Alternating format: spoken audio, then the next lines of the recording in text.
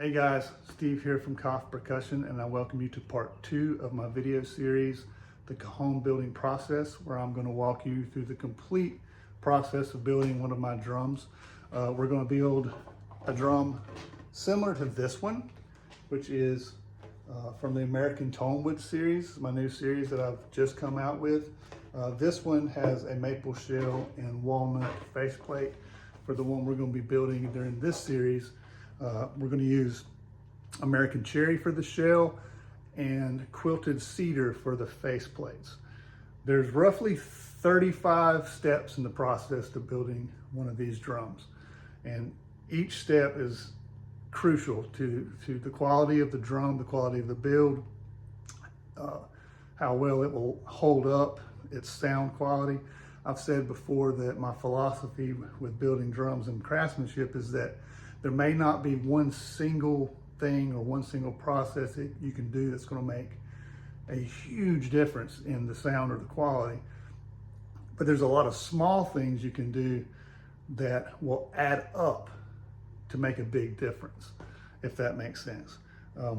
Every single part, every single process that I do, I treat that with the respect that I would if it was the finished product. That way I know that every single component is going to be of the highest quality. Everything starts with the materials. If you don't start with excellent materials, then you can't expect to have excellent outcomes at the end. When I'm selecting the lumber that I'm going to use for a drum, I'm looking for basically boards that are completely defect free. I don't want anything that's going to affect negatively the sound of a drum, or what the drum looks like, or how well the drum's going to hold up. Things that I'm looking to exclude are things like knots that are in the wood that will affect the integrity of the structure of the drum, and it will affect the sound as well. Looking for any kind of blemish that might be in the wood. I don't want to use that. I'm also looking for cracks and checks in the wood, because even after they come out of the kiln, after they've been cut out of the log by the sawyer, the wood will still move, and that's the moisture going in and out of the wood.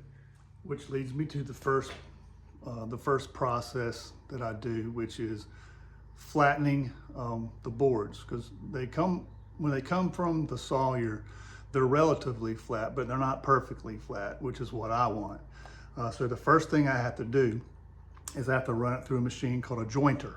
And what the jointer does is it has a series of teeth in the blade, and then when I run a board across this thing, it will make that board flat. And once I have one flat face, then I can move on to the next step.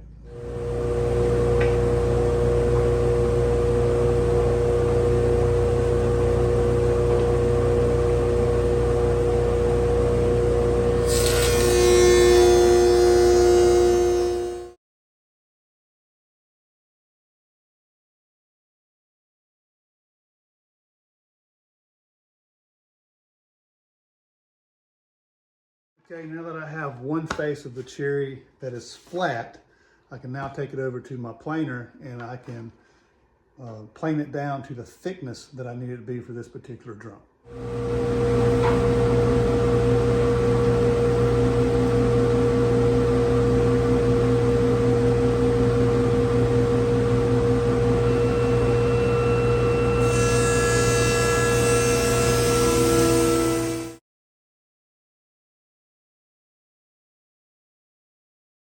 Okay, now I have material that is, one, perfectly flat, and two, the exact thickness that I want it to be.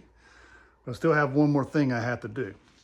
I will need to glue two of these boards together so that it'll be wide enough to make the panels for the drum.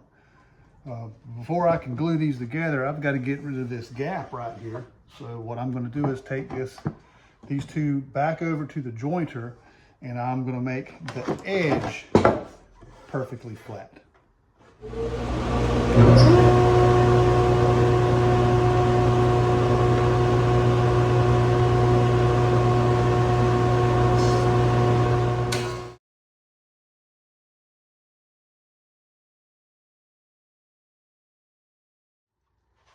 after I run the edges through the jointer, what I like to do is bring them up to the window and match them up, and just to make sure that I've good, perfect tight fit.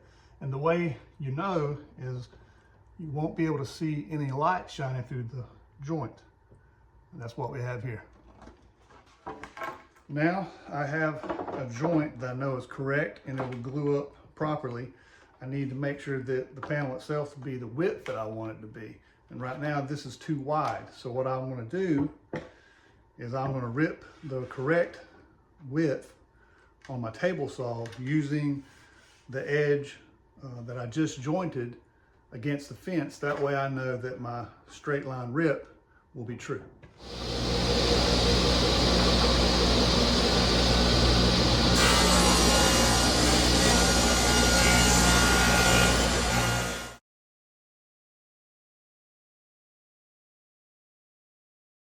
Okay, so the boards are ready for glue up to make the panels.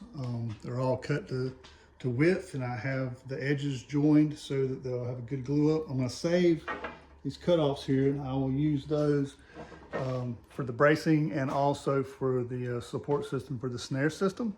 So let me get the clamps out and we'll start gluing them up.